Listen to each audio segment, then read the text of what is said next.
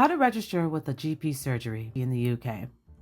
When you arrive in the UK, one of the first things you should do is register with a GP, also known as a general practitioner. A GP is the equivalent of what we North Americans call a family doctor. Do you need ID or proof of address to register?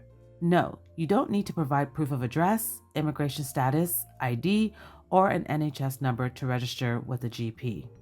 What is an NHS number? Your NHS number is a unique 10-digit number assigned to you when you register with the National Health Services, also known as NHS. It helps healthcare providers quickly access your medical records and ensures that your treatment is properly documented. If you've never been registered with a GP in the UK before, you probably won't have an NHS number yet, but don't worry, you'll be assigned one once your registration is complete. If you lived in the UK before and had an NHS number but don't remember it, you can find your NHS number through the NHS website by searching Find NHS Number on Google or by contacting your previous or new GP surgery. That said, any healthcare provider under the NHS should be able to retrieve your NHS number as they have access to the NHS system and can search for your details using your date of birth and full name. How to register with a GP. To find a GP near you, search for Find a GP NHS on Google or visit the NHS website. You'll see a list of GP surgeries in your area, along with details about their services and whether they're accepting new patients. One thing to note, in the UK, surgery doesn't mean an operation.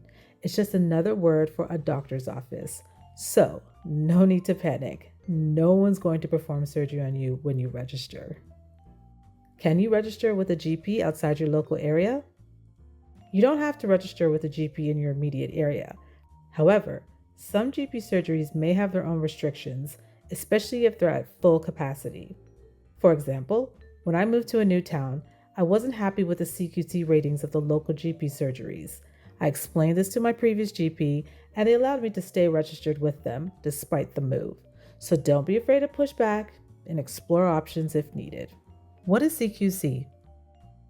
The Care Quality Commission, CQC, is an independent body that regulates and inspects health and social care services in England.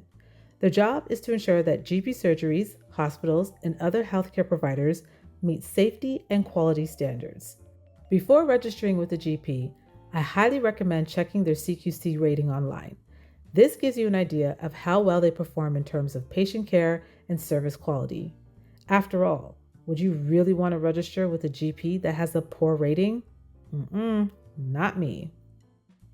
How to submit your GP registration. Once you found a GP you like, you'll need to complete a registration form. Some surgeries require you to fill it out in person, while others allow you to register online via their website or through the NHS app. After submitting your registration, you don't need to wait for an NHS number to receive health care. It will be assigned to you automatically and sent to you by post. However, if you need medical attention before registering, example, an emergency visit to a hospital, the NHS will generate a number for you on the spot. Registering children. If you're registering a child under 16, a parent or legal guardian must complete the registration form for them. Some GP surgeries may ask for proof that you are the child's parent or guardian, such as a birth certificate or a passport. Registering with a GP in the UK is a straightforward process. The only real challenge is if your preferred GP surgery isn't accepting new patients. Fortunately, if you live in a large city like London, Birmingham, or Manchester, there are plenty of options to choose from. For me, the biggest concern isn't finding a GP, it's making sure they have a good CQC rating. I hope this video has been helpful, and if you're planning a move to the UK, be sure to check out more of my videos for tips on getting settled here in the UK. Thanks for watching, and I'll see you in the next one.